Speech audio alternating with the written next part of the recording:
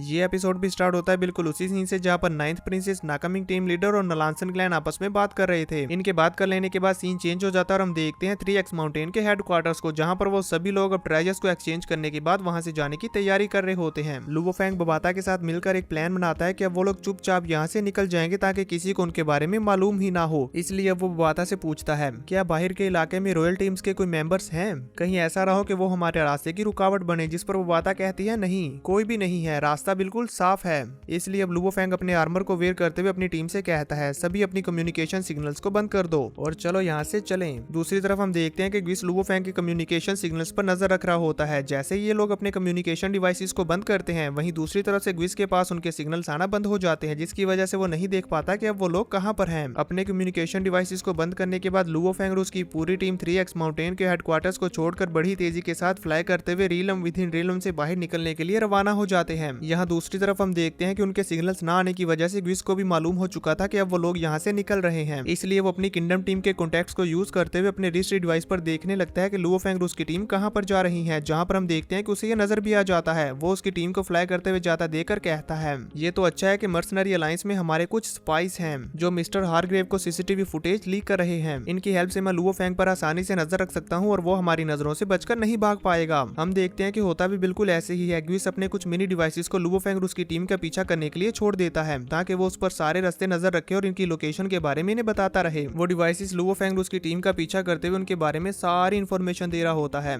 इसलिए अब ग्विस अपनी टीम से कहता है एवरीवन रेडी हो जाओ और इस बात का ख्याल रखना कि हमें टारगेट की अलर्ट रेंज में इंटर नहीं होना है। चलो अब आगे बढ़ो। ये कहने के बाद ग्विस भी अपने आर्मर को वेयर कर लेता है और वहां से बड़ी तेजी के साथ अपने 1000 पीपल्स की टीम को लेकर लुवो फेंग का पीछा करने लगता है। वहीं दूसरी तरफ लुवो फेंग और उसकी टीम बड़ी तेजी के साथ फ्लाई करते हुए जा रही होती है तो लुवो फेंग को रास्ते में कुछ अजीब सा लगता है तो वो कहता है हम अकेले ही इतनी दूर तक आ चुके हैं लेकिन यहाँ पर काफी सन्नाटा है, ये काफी अजीब है। यहाँ पर अभी वो लोग ये सोचते हुए अपने आसपास देख ही होते हैं कि तभी दूसरी तरफ हम देखते हैं कि बबाता बड़े ही आराम से स्नैक्स खा रही होती है। तभी अचानक से उसके पास डेंजर अलर्ट आने लगता है जिसे देखकर वो घबरा जाती है और देखती है कि ये क्या हो गया। तो वो मॉनिटर पर देखती है जहां पर उसे बहुत सारे वॉरियर्स उनके चारों तरफ से आते हुए नजर आते हैं। तो ये देखकर वो कहती है यहाँ पर बहुत सारे एनिमीज हैं, तकरीबन 1000 पीपल्स हमारा पीछा कर रहे हैं। लुवो फेंग बबाता की ये बात सुनकर अपने आसपास देखने लगता है कि ये कौन है जो हमारा पीछा कर रहा है। जैसे वो अपने पीछे देखता है तो उसे भी रॉयल टीम के मेंबर्स नजर आ जाते हैं कि वो लोग कितनी तेजी से इनका पीछा कर रहे हैं और ये तादाद में बहुत सारे हैं और अब ये इनके इतने पास आ चुके हैं कि ये किसी भी वक्त इन लोगों को पकड़ सकते हैं। इसलिए लुवो फेंग अपनी टीम से कहता है जल्दी से अपनी पूरी जान लगा दो और यहाँ से निकलो। वहीं बबाता चेक करते हुए बताती है कि ये तो रॉयल टीम बेहू होल और नलांसन क्लैन के वॉरियर्स हैं, पर मुझे समझ नहीं आ रहा कि ये लोग हम तक कैसे पहुंचे। हमने तो अपने कम्युनिकेशन सिग्नल्स को भी बंद कर दिया था, फिर आखिर ये ऐसे अचानक से हमें कैसे घेर सकते हैं? क्या वो पहले से ही जानते थे कि हम किस तरफ जा रहे हैं? बबाता के माइंड में ये सारे क्वेश्चन चल रहे होते हैं, जबकि दूसरी तरफ हम देखते हैं कि लुवो फेंग और उसकी टीम के लिए इन लोगों से बचकर भाग पाना मुश्किल हो रहा होता है। इसलिए वो माउंटेन्स का सहारा लेते हुए चकमा देने की कोशिश कर रहे थे। तभी मिस्टर वू वहां पर अपीयर होते हैं और वो लुवो फेंग और उसकी टीम को भागता हुआ देखकर कहते हैं इन तीनों पार्टीज के मिलकर इनका पीछा करने की वजह से इन पांचों के लिए यहाँ से बचकर भाग पाना मुश्किल होगा। लुवो फेंग और उसकी पूरी टीम बड़ी तेजी से फ्लाई करते हुए जा रही होती है, जबकि रॉयल टीम भी उसके नजदीक पहुंच चुकी थी। इनके इतने करीब पहुंच जाने की वजह से ग्विस के लिए इन पर हमला कर पाना आसान हो चुका था, तो इसलिए वो अपने वेपन को यूज करते हुए इन्हें टारगेट करना शुरू कर देता है। बबाता को भी उसके मॉनिटर पर यह बात मालूम हो जाती है, इसलिए वो लुवो फेंग को बताती है C2 लेजर वेपन से तुम लोगों को टारगेट किया जा रहा है। ये तो बहुत ही आसानी से किसी भी यूनिवर्स लेवल बीइंग को मार सकता है। ये बहुत डेंजरस है, इसका निशाना मत बन जाना। अगर कहीं तुम लोग इससे हिट हो गए तो जिंदा नहीं बच पाओगे। Be careful. बबाता इन्हें ये बता रही होती है, जबकि ग्विस इन पर टारगेट सेट करके हमला करना शुरू कर देता है। लुवो फेंग और उसकी पूरी टीम बहुत ही मुश्किल से इसके हमले से बचते हैं, लेकिन इसके बावजूद भी ग्विस इनका पीछा नहीं छोड़ता और वो बार बार अपने इस वेपन से उन पर हमला करता जा रहा था। वो जैसे जैसे इस हमले से बचते वो बार बार इनकी तरफ वो हमला करता जाता। इवन एक बार तो लुवो फेंग को ये अटैक लगने ही वाला था, लेकिन लकीली वो बच गया। ये देखकर ग्विस अपने कुछ मेंबर्स को जिनके पास ये लेजर वेपन था आगे भेज देता है कि अब चारों लोग मिलकर इन पर हमला करो। इसलिए वो चारों लोग अलग अलग होकर इन पर हमला करने लगते हैं। लुवो फेंग और उसकी पूरी टीम बहुत ही मुश्किल से इनकी शूटिंग से बच रही होती है। अब ये लोग किसी तरह से इनके हमलों से बचते बचाते उन माउंटेन से बाहर निकलते हैं कि तभी अचानक से अपने सामने देखते हैं कि नाकामिंग टीम लीडर और नलांसन क्लैन के बहुत सारे वॉरियर्स यहाँ पर उनका रास्ता रोककर खड़े हुए हैं। ये देखकर वो वहीं पर रुक जाते हैं और जल्दी से आसमान की तरफ भागकर इनसे बचने की कोशिश करते हैं, लेकिन तभी आसमान पर भी कुछ लोग आ जाते हैं। अब ये लोग चारों तरफ से फंस चुके थे, क्योंकि ना तो आगे बढ़ सकते थे और ना ही पीछे, क्योंकि पीछे रॉयल टीम के मेंबर्स होते हैं। अब क्योंकि यहाँ पर ये लोग कुछ भी नहीं कर सकते थे, इसलिए फाइट के लिए रेडी हो जाते हैं। तभी वो बबाता इनसे कहती है डोंट वरी, मेरे पास एक रास्ता है। ग्विस आगे बढ़ते हुए लुवो फेंग से कहता है लुवो फेंग, क्रिस्टल हेरिटेज पोल मेरे हवाले कर दो। जिस पर फेंग उससे कहता है कौन सी क्रिस्टल बॉल? ये सुनकर नाकमिंग टीम लीडर और बाकी सभी वॉरियर्स भी लुओ फेंग पर हमला करने के लिए तैयार हो चुके थे। तभी ग्विस स्माइल करते हुए कहता है, अगर ऐसा है तो फिर हम लोग तुम्हारी लाश से वो ले लेंगे। ये कहते हुए वो उन पर अपना लेजर वेपन पॉइंट कर देता है और उसके साथ साथ बाकी सभी वॉरियर्स भी जिनके पास ये वेपन था वो भी उन पर पॉइंट करके शूट कर देते हैं। इन सभी की लेजर बीम्स को अपनी तरफ आता हुआ देखकर लुओ फेंग और उसकी टीम बहुत ही ज्यादा घबरा गई थी। लेकिन इससे पहले कि वो लोग कुछ भी कर पाते वो सभी लेजर अटैक्स आकर इनसे हिट हो जाते हैं और इसकी वजह से वहां पर एक ब्लास्ट होता है। ये देखकर नाकमिंग टीम लीडर और ग्विस तो काफी जोर जोर से हंस रहे थे कि फाइनली अब लुओ फेंग मारा गया। लेकिन तभी अचानक से उन लोगों की हंसी गायब हो जाती है जब वो देखते हैं कि उनके सामने उस ब्लास्ट वाली जगह से कुछ चीज जोर जोर से हिलते हुए बाहर आ रही है। उस ब्लास्ट वाली जगह से एक बड़ा सा फाइटर प्लेन बाहर निकलता है जिसे देखकर नाकामिंग टीम लीडर बेचारे के तो होश उड़ चुके थे। लुओ फेंग उस एयरक्राफ्ट को देखते हुए लीडर होंग और वॉरियर ली शन को बताता है कि ये C9 एयरक्राफ्ट है। इसे वो बाता ने अपनी स्टोरेज रिंग में रखा हुआ था। उस एयरक्राफ्ट को स्पेस रिंग से बाहर निकालने की वजह से वहां पर काफी ज्यादा प्रेशर रिलीज हुआ था जिसकी वजह से ग्विस और उसकी पूरी टीम पीछे धकेली जा चुकी थी। ग्विस खुद को संभालते हुए उस एयरक्राफ्ट को देखते हुए हैरानी से कहता है,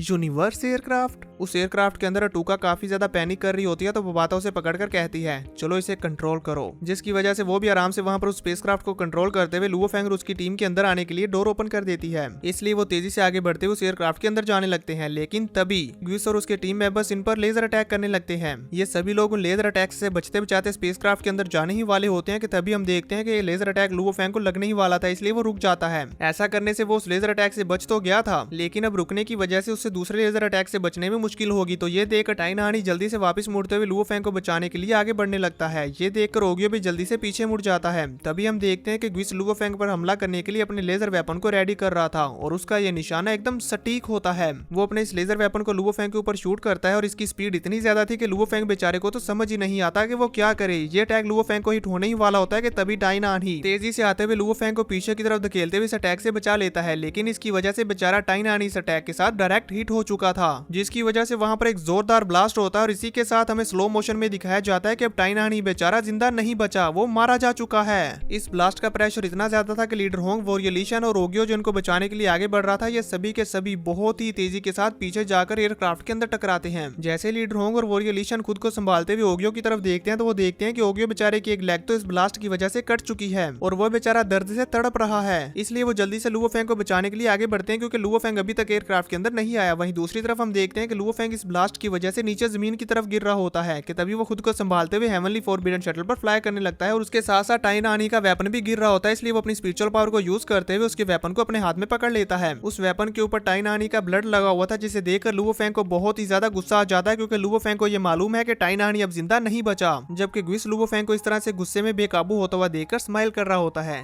कि अब तो ये गया।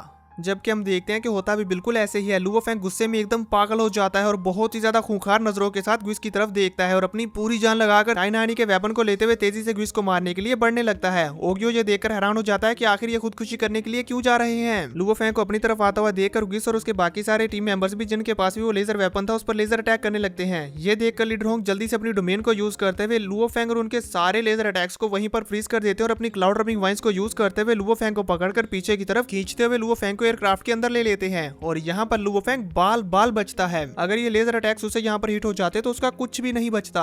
अब उन सभी के एयरक्राफ्ट के अंदर आ जाने के बाद वो बाता उस एयरक्राफ्ट को वहां से फ्लाई करके ले जाने की तैयारी करने लगती है। ये देखकर ग्विस और उसकी पूरी टीम अभी भी अपने लेजर वेपन से स्पेसक्राफ्ट के ऊपर हमला कर रहे होते हैं लेकिन उनके इन हमलों का स्पेसक्राफ्ट के ऊपर कुछ भी असर नहीं होता और अब बाता उस स्पेसक्राफ्ट को तेजी से फ्लाई करते हुए वहां से ले जाती है। ये देखकर नाकामिंग टीम लीडर कहता है, डैम, वो अब भी हमसे बचकर भागने में कामयाब हो गए। जिस पर ग्विस नाकमिंग टीम लीडर से कहता है, अगर हम उनका पीछा करते हुए उन्हें पकड़ लेते हैं तो फिर हम उन्हें मार सकते हैं, जल्दी करो। अगर हम ऐसा नहीं कर पाए तो नाइन्थ प्रिंसेस को एक्सप्लेन करना मुश्किल हो जाएगा। इसलिए वो सभी लोग तेजी के साथ फ्लाई करते हुए दोबारा से लुओ फेंग और उसकी टीम का पीछा करना शुरू कर देते हैं। मिस्टर वू भी यहाँ पर ये सब कुछ होता हुआ देख रहे होते हैं, इसलिए वो देखते हुए कहते हैं, मैं ये देखकर हैरान हूँ कि लुओ फेंग इस सिचुएशन से बचकर निकल गया, पर क्या वो इन तीनों टीम से बचकर यहाँ से निकल पाएगा? मैं वाकई ही देखना चाहता हूँ कि आखिर लुओ फेंग क्या क्या कर सकता है। ये कहने के बाद उनकी आंखें चमकने लगती हैं और वो इवल स्माइल करने लगते हैं। मिस्टर वू तो यहाँ पर लुओ फेंग के अंदर कुछ ज्यादा ही इंटरेस्ट ले रहे हैं। इसी के साथ व्यू चेंज होता है, हम देखते हैं कि लुओ फेंग का एयरक्राफ्ट बड़ी ही तेजी के साथ फ्लाई करता हुआ जा रहा होता है, जबकि एयरक्राफ्ट के अंदर लुओ फेंग, लीडर होंग और वॉरियर ली शन ओगियो को संभाल रहे होते हैं और उसे वाटर ऑफ लाइफ पिलाते हैं ताकि उसकी लेग हील हो जाए। वाटर ऑफ लाइफ को पी लेने के बाद भी ओगियो का दर्द खत्म नहीं हो रहा होता और वो बेचारा दर्द के मारे बहुत ही ज्यादा तड़प रहा होता है। ये देखकर वॉरियर ली शन लीडर होंग से कहते हैं, अब तक तो वाटर ऑफ लाइफ को अपना काम कर देना चाहिए था, वो अपना असर क्यों नहीं दिखा रहा।